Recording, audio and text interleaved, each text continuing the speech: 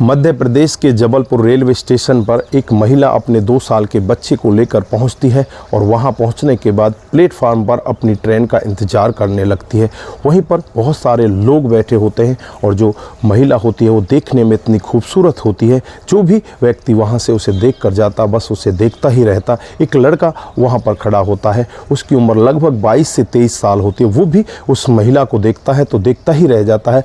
उसके बाद वो उसके पास बैठने का यत्न करता है और कुछ होता ऐसा है कि उसकी बगल से एक व्यक्ति उठकर चला जाता है तो वो लड़का वहाँ पर जाकर बैठ जाता है और अपने मोबाइल में कुछ देखने लगता है। जो 2 साल का बच्चा होता है उस मोबाइल की तरफ आकर्षित होने लगता है और वो लड़का उस मोबाइल को उस बच्चे के हाथ में दे देता है, उसे दिखाने लगता है और उसकी माँ से बातचीत करने लगता है। दोस्तों, उससे बातचीत करते हुए कहता है कि आप कहाँ जा रही हो, आपका बच्चा तो बहुत सुंदर है। वो कहती है कि मैं मुंबई जा रही हूँ। उसके बाद वो बच्चा रोने लगता है और मम्मम करने लगता है, उसे प्यास लगी होती है।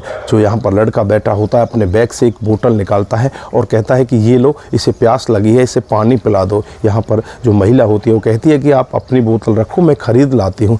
वो कहता है कि ये भी नई बोतल है, इससे ही थोड़ा सा पानी इसे भी पिला दो, कोई बात नहीं। उसके बाद उसे पानी पिला दिया जाता है और फिर ट्रेन की अनाउंसमेंट हो जाती है और जाने से पहले जो लड़का होता है उसे पूछने लगता है कि आपकी टिकट कौन से डिब्बे में है। तो वो औरत कहने लगती है कि मेरी किसी डिब्बे में टिकट कंफर्म नहीं हुई, मैं तो जल्दी में आई हूँ, मैं तो यहीं पर टीटी को पैसे देकर अगर कोई सीट खाली होगी तो मैं उस पर बैठ जाऊँगी। दोस्तों, यहाँ पर लड़का उससे कहकर जाता है कि मैं S11 में मेरी टिकट है, मैं तो वहीं पर बैठूँगा। दोस्तों, उसके बाद वो लड़का चाहता तो ये था कि ये भी तेरे साथ ही चले, लेकिन उसके बाद ये दोनों अलग अलग डिब्बों में बैठ जाते हैं और ट्रेन स्टार्ट हो जाती है। दोस्तों, उसके बाद का जो सफ़र कटता है बहुत ही दिलचस्प सफ़र कटता है। ये दोनों एक दूसरे के पास किस तरह से पहुंच जाते हैं। अगर आप भी ये पूरा मामला जानना चाहते हैं तो वीडियो को ज़रा सा भी स्किप ना करें। आइए दोस्तों, जानते हैं पूरा मामला क्या था। दोस्तों, आगे बढ़ने से पहले हमारी वही रिक्वेस्ट कि जो हमारे चैनल के साथ नए हैं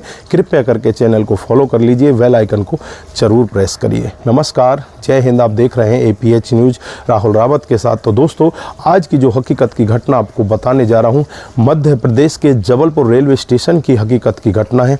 यहां पर गीता नाम की वो औरत होती है जो अपने बच्चे को अपने साथ लेकर आई थी और जो लड़का वहां पर बैठा होता है उसका नाम राजू होता है। दोस्तों, राजू S11 में बैठ जाता है और जो महिला होती है वो किसी दूसरे डिब्बे में चढ़ जाती है, उसके पास टिकट नहीं होती और सफ़र धीरे धीरे कटने लगता है। जो राजू होता है वो बस यही सोचता रहता है कि काश अगर उस महिला के साथ मेरा सफ़र कटता तो बहुत अच्छा होता।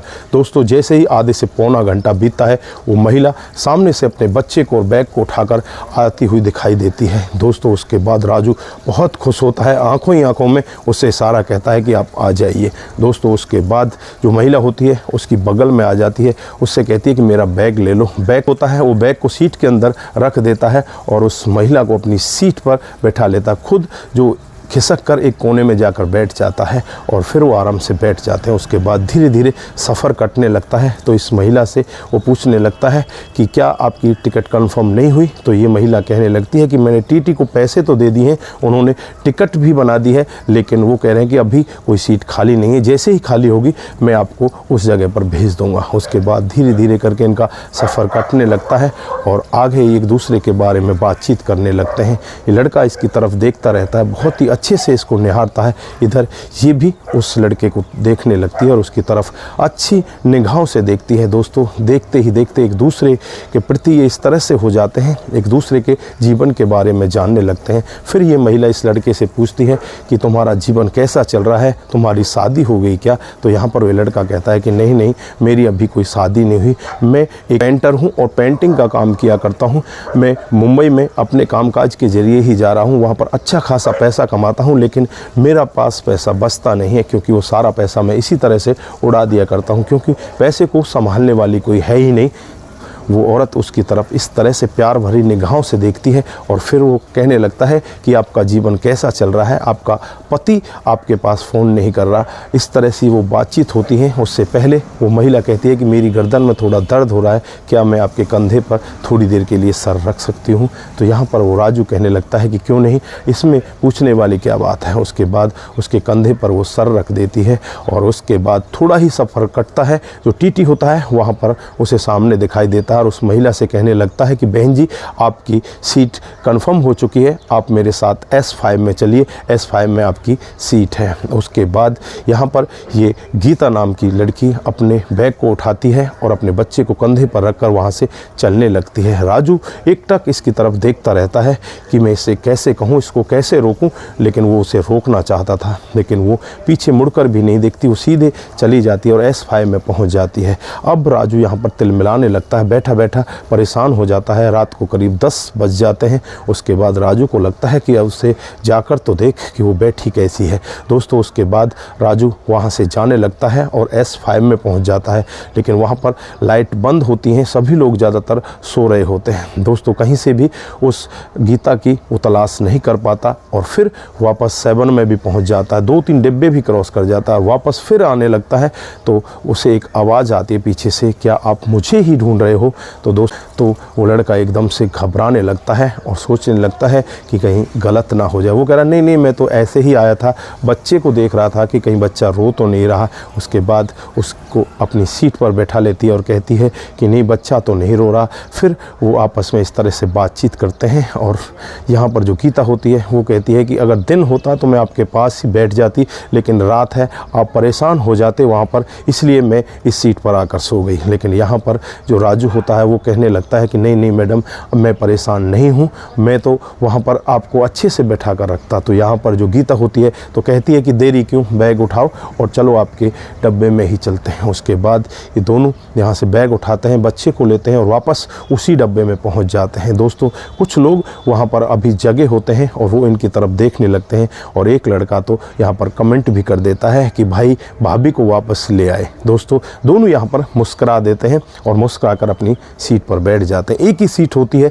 दोनों को सोना भी होता है। यहाँ पर जो गीता होती है वो सोने के लिए जाने लगती है और कहती है कि मुझे नींद आ रही है, मैं सोना चाहती हूँ। तो यहाँ पर राजू कहता है कि बेफिक्र आप सो जाइए, कोई दिक्कत नहीं है। फिर यहाँ पर गीता कहती है कि क्या आपके पैरों पर मैं अपना सर रख सकती हूँ? तो कहता है कि कोई दिक्कत नहीं है, आप रख लीजिए। बच्चा अलग सो रहा होता है और इधर जो गीता होती है उस राजू के पैरों पर सर रखकर सोने लगती है। 1-2 घंटे का समय बीतता है। उसके बाद गीता जग जाती है और गीता कहती है कि अब आप भी थोड़ी देर के लिए आराम कर लो, आप भी सो जाओ, आप इधर सर रख लो, मेरे पैरों पर सर रख लो। दोस्तों उसके बाद राजू उसकी गोदी में सर रखता है और वो महिला उसके सर को सहलाने लगती है। दोस्तों ऐसे ही धीरे धीरे करके सफ़र कटता है और अगला दिन आ जाता है। अगले दिन वो मुंबई पहुंच जाते हैं और मुंबई टर्मिनल पर वो दोनों उतरने लगते हैं। दोस्तों यहाँ पर एक दूसरे का वो नंबर ले लेते हैं, एक दूसरे के साथ प्यार भरी निगाहों से देखने लगते हैं, एक दूसरे से इस तरह से बात करते हैं। ये राजू भी गीता से उसके पति के बारे में पूछने लगता है।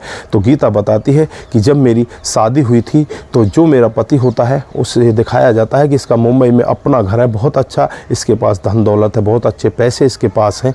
और फिर शादी करके मैं वहाँ पर पहुँच जाती हूँ। वहाँ जाने के बाद मुझे पता चलता है कि ये तो घर भी किराए का है और ये तो बहुत बड़ा नशेबाज है, शराबी है, जुआरी है, इसमें हर तरह के ऐब हैं। उसके बाद मैं टूटने लगती हूँ, बिखर जाती हूँ, मेरे को बार बार वो मारता और एक दिन तो उसने हद ही कर दी कि मुझे बेचने के लिए वो कोठे पर ले जाता है। लेकिन मैं किसी तरह से वहाँ से बचकर वापस भाग आती हूँ और अपने मायके में आ जाती हूँ। और मायके में आने के बाद मुझे पता चलता है कि तू गर्भवती हो चुकी है।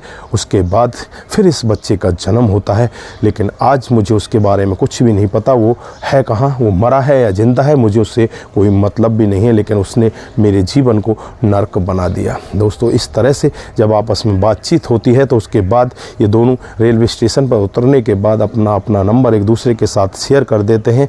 ये महिला अपने मायके में पहुंच जाती है। फ़िलहाल ये अपने नानी के घर से वापस आ रही थी। कुछ दिन के लिए इसकी नानी बीमार हो गई थी, उसकी देखरेख के लिए ही ये अपने नानी के घर गई थी। अब ये अपने मायके में अपने परिवार के पास पहुंच जाती है जो मुंबई में ही रहा करता है। दोस्तों उसके बाद ये दोनों आपस पर फ़ोन में बातचीत करते हैं और बातचीत का सिलसिला इनका इस तरह से आगे बढ़ता है, दोनों एक दूसरे के साथ शादी करने के लिए तैयार हो जाते हैं। दोस्तों दोनों के माता पिता एक दूसरे से मिल लेते हैं, दोनों के घर वाले एक दूसरे से मिल लेते हैं और उसके बाद दोनों ये शादी के बंधन में बंध जाते हैं। मंदिर में जाकर इन दोनों की शादी करा दी जाती है। दोस्तों उसके बाद इनका जीवन बड़े अच्छे से कट रहा होता है। दोनों एक दूसरे के लिए मानो बने हों, एक दूसरे के साथ इस तरह से रहने लगते हैं, एक दूसरे के साथ बड़े अच्छे से प्यारपूर्वक इनका जीवन कटने लगता है। दोस्तों धीरे धीरे करके उसका बच्चा भी बड़ा होने लगता है और फिलहाल अभी उनको कोई दूसरा बच्चा हुआ नहीं है, लेकिन अच्छे से उनका जीवन कट रहा है। दोस्तों 2022 में ये लोग एक दूसरे के साथ मिलते हैं और आज 2024 आ चुका है। दोस्तों लगभग 2 साल का समय इनको इसी तरह से बीत जाता है। तो दोस्तों ये थी आज की हकीकत की कहानी। आप लोगों को कैसी लगी? यहाँ पर आपको किसका किरदार अच्छा लगा? दोस्तों यहाँ पर गीता का किरदार अच्छा था या राजू का किरदार अच्छा था, या दोनों का ही किरदार आप लोगों को अच्छा लगा? आप यहाँ पर क्या कहना चाहते हैं? आपकी जो भी राय है एक बार कमेंट बॉक्स में ज़रूर दीजिएगा। दोस्तों अगर आप लोगों को हमारे वीडियो ज़रा से भी प्रभावित करते हैं, ज़रा से भी अच्छे लगते हैं, तो दोस्तों के साथ ज़रूर शेयर करके जाइए। दोस्तों आज के लिए बस इतना ही, फिर मिलते हैं किसी नए मोड के साथ। तब तक के लिए आप अपना ख्याल रखें, परिवार का ख्याल रखें, सतर्क रहें, सावधान रहें और अपना और अपने परिवार का विशेष ध्यान रखें। नमस्कार, जय हिंद,